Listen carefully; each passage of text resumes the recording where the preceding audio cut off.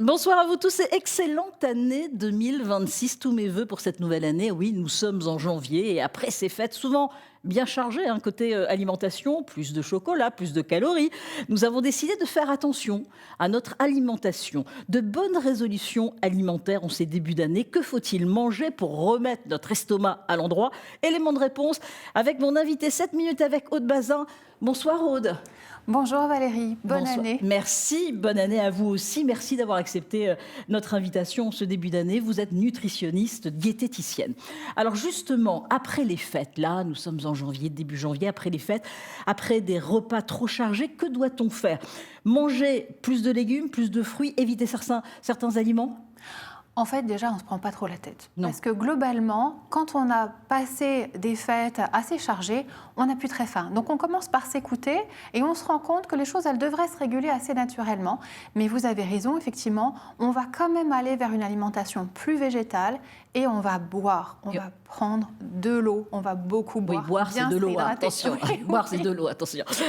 Nous allons parler de légumes, justement. Et vous allez nous proposer quelques recettes rapides et faciles. Alors on va commencer par les épinards. Ça ne plaît pas à tout le monde, mais des bonnes recettes, c'est plutôt excellent. Oui, alors les épinards, si on a le souvenir des épinards de la cantine... Ce ne sont plus les mêmes. Oui, non, ce ne sont plus les mêmes. Voilà. Et l'idée, c'est pas d'arrêter de manger, c'est simplement de mettre plus de légumes dans l'assiette. Donc moi, ce que je vous propose, c'est une recette, par exemple, toute simple de lasagne épinards ricotta. Donc on mélange des épinards soit surgelés, qui sont déjà cuits, ou alors on les fait tomber tout simplement dans une sauteuse. Et ensuite, on les mélange une fois cuits avec la ricotta.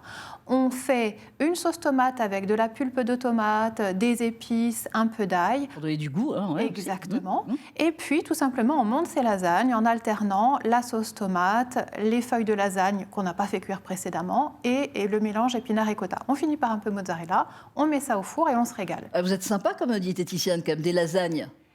Oui, alors, sauf qu'on ne peut pas manger que des légumes. Ouais. C'est pas parce qu'on Donc a il faut manger un peu. Bien sûr. Mais pas en reprendre 2 fois. Voilà. C'est ça.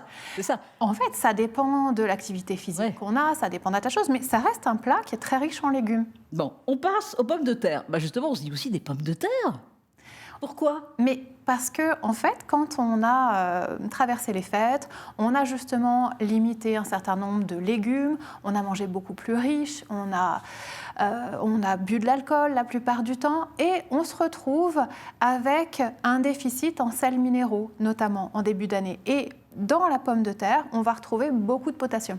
La pomme de terre, c'est dans le top 3 des aliments les plus riches en potassium. Ouais, d'accord. Ça va reminéraliser, ça va permettre de retrouver un peu d'énergie. Ça contient un peu de glucides, mais pas tant que ça. Donc pourquoi pas des pommes de terre? Ok pour les lasagnes aux légumes, ok pour les pommes de terre. Alors là, je passe aux navets, les carottes, les poireaux. Pour les soupes, c'est idéal. Absolument, pour les soupes. Alors ça fait peut-être pas rêver tout le monde, mais en mélange, ça passe très bien. Donc une soupe de légumes du jardin, effectivement avec poireaux, carottes, navets, pommes de terre, oignons, c'est parfait. Et là, pour le coup, bien mixé, ça va plaire à tout le monde. Les lasagnes aux pommes de terre, c'est plutôt le midi et la soupe le soir? Pas nécessairement, non, parce que vous pouvez parfaitement avoir eu une journée assez longue, le midi avoir mangé sur le pouce, le soir vous rentrez, vous avez faim. Si je vous propose juste une soupe, à mon avis, 1h30 après, vous allez me dire je mangerais bien un petit quelque chose en plus. Ils vont vous aimer, les téléspectateurs, je peux vous dire. Des choux-fleurs aussi. Oui. Il faut savoir les cuisiner, le petit gratin. Alors, en gratin, effectivement. Et puis, pour changer un petit peu, si le Père Noël vous a apporté un air fryer, par exemple, vous pouvez prendre vos choux-fleurs, découper les fleurettes, vous les mélanger dans un peu d'huile, dans un grand saladier dans lequel vous aurez mis des épices. Moi, j'ai un faible pour le paprika fumé, par exemple, du sel, du poivre. Et une fois que c'est bien enrobé, vous mettez ça au air fryer pendant une vingtaine de minutes et ça vous fait des choux-fleurs rôtis qui sont vraiment excellents. La facilité, c'est vrai, c'est bien. Il faut que ce soit bon et facile. Et puis d'autres, par exemple les endives. Alors moi, j'adore les endives. Je détestais quand j'étais plus jeune. Quand ma maman m'en faisait, j'aimais pas. Je trouvais que c'était amer. Et là, maintenant, je trouve il y a un changement. Il faut que je fasse une émission sur ça, justement, sur le changement au niveau de la production, parce que c'est vrai qu'elles sont beaucoup moins amères. Elles sont beaucoup moins amères. Cela dit, pour certaines personnes, et notamment pour les jeunes qui apprennent à apprécier l'amertume en dernier comme saveur, c'est parfois toujours trop. Donc, si vous avez des convives et vous avez peur qu'ils n'apprécient pas les endives, vous les coupez en deux, vous retirez le cœur qui est très amer et vous les faites en cru. Et pour justement retirer cette amertume, on va les mélanger avec un peu de pommes crues. Ah oui. Et on aura un mélange très bon. Ah Oui, ouais, le mélange. sucré-salé, absolument délicieux, Tout à fait. Bon, toujours choisir des légumes de saison, évidemment. évidemment. Évidemment.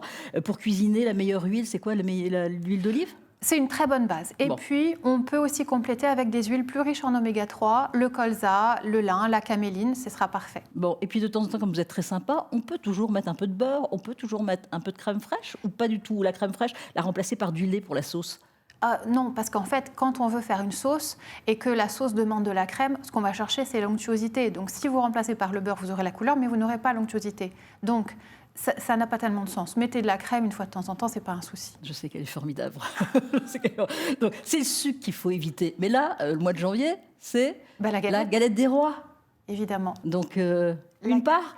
Alors, on se régale, on va chercher une très bonne galette chez un boulanger-pâtissier, vraiment quelqu'un qu'on adore, dont Ouais. on apprécie le travail, et on se régale d'une vraie part. Et pour ceux qui n'aiment pas la frangipane, il y a la compote aussi. Il y a aux pommes, souvent, et avec des Oui. pommes de saison. Oui, ou alors on peut choisir la brioche des rois aussi, qui permet de se faire plaisir et d'avoir quelque chose qui soit peut-être un peu moins lourd à digérer pour ceux qui ne digèrent Bon, pas la et puis de temps en frangipane. temps, quand on veut faire attention, des infusions, détox, Alors, des infusions.